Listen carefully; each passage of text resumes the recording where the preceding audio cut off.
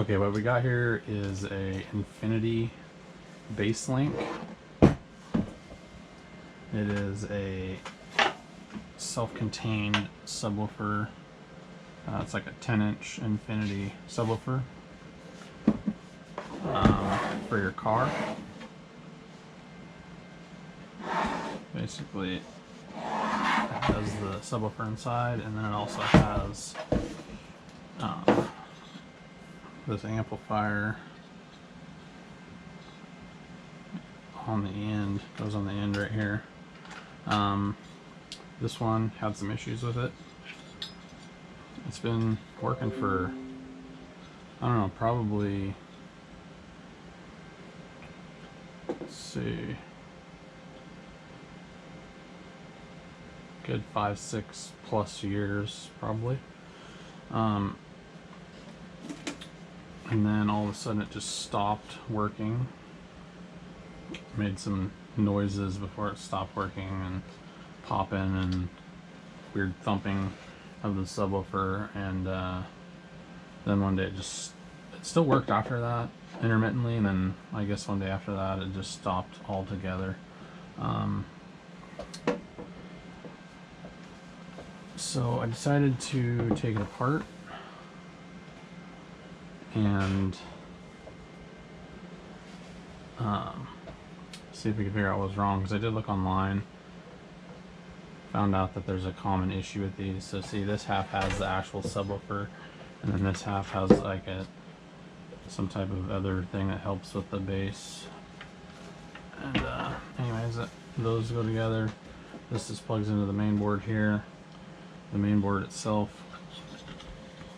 and this amp, you can see there's it's basically a normal small amp. It's actually a 200 watt Class D mono amp that's just built in, so you just run your RCA cables from your stereo or head unit into here, and then you run just a regular normal amp hookup kit to ground, battery, and your remote turn on for triggering the stereo to turn this on. And you also have a remote gain control, which is basically a bass knob. You can turn up the bass. If you don't have RCA out on your stereo, you can use these universal interface right and left, and it allows you to tap into your speakers for the rear and the front, and then it takes the signal from those and uses to put the bass through this. Anyways, I was getting no green light on this servo light,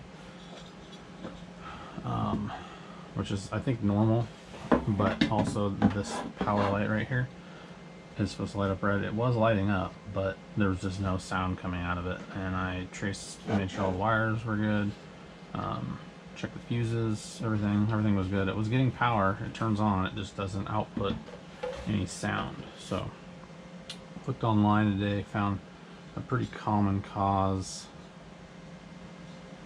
that there's some resistors on the circuit board. See, this cable here just plugs in right there. I just unplugged it to get this out. It's easier to deal with. Try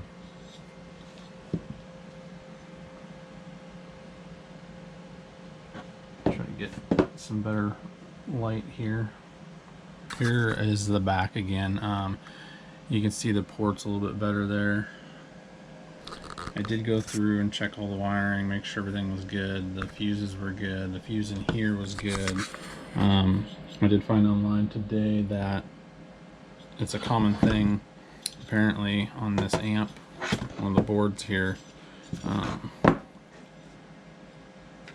If you can see right down in there,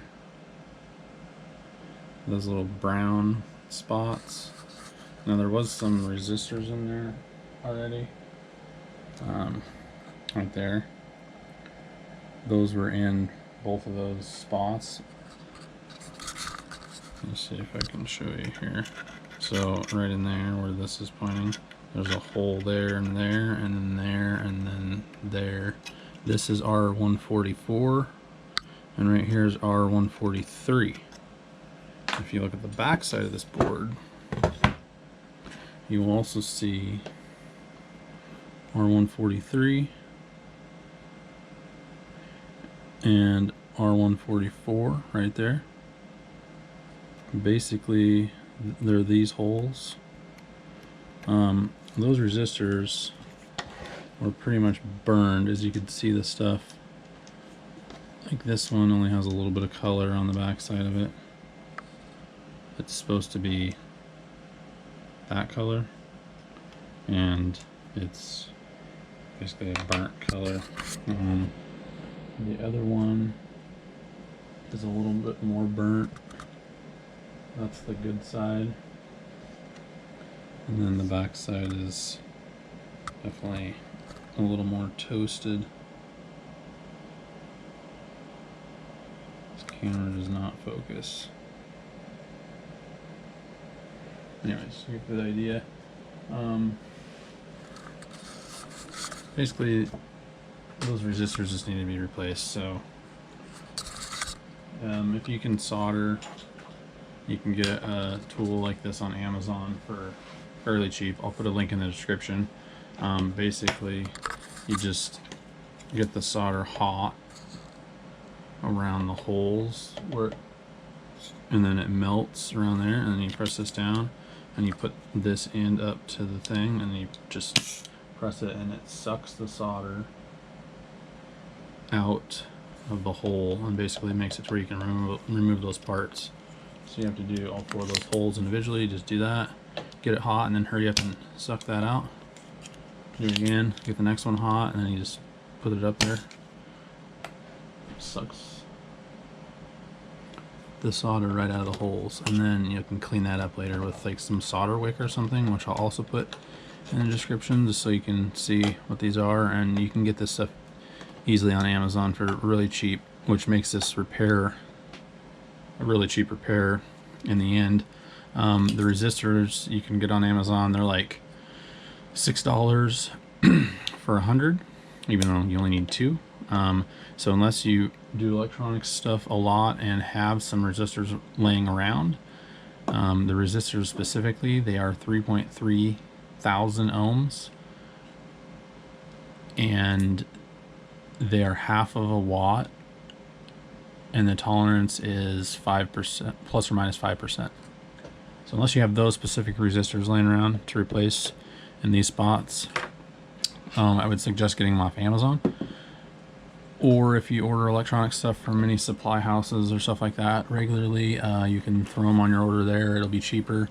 I wouldn't suggest getting them directly from a place like DigiKey or any other electronic supplier if you're ordering just that, because the pieces are literally like 5 to 6 cents a piece, but the shipping minimum is like about $5.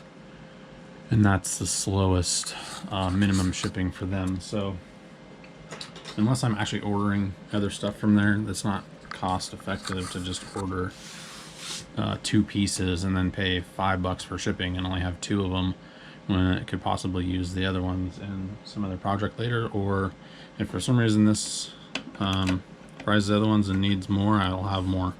But Amazon, it's like $5 to $6 for 100 of them, and they're the same thing. So plus you get, if you have Prime, you get them in 2 days, versus other place you pay $5 for the shipping, and then you also have to wait however long that takes to get to you.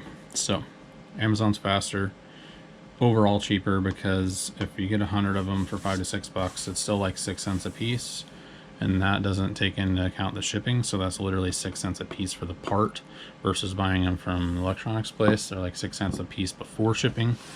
So anyways, I did Amazon.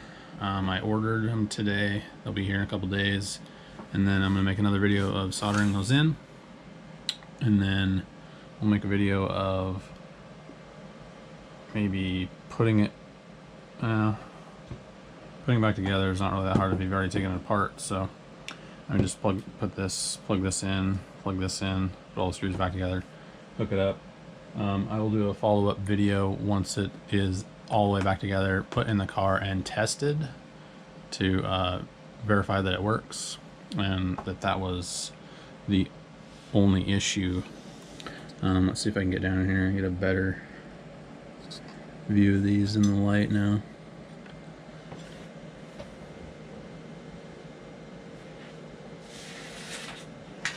I'll put something down here.